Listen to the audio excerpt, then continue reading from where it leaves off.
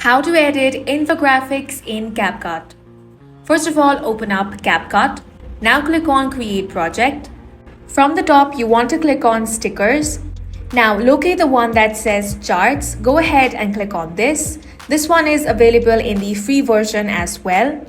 If you click on Charts, you're going to find different options over here. You can test out which one works best for you.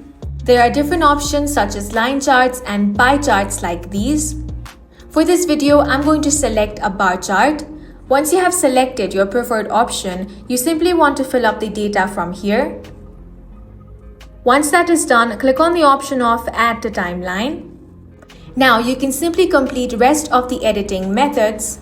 And this is how you can edit infographics and elements video in CapCut, and that's it for this video. If you found it helpful, make sure to hit the like button and subscribe for more videos like this.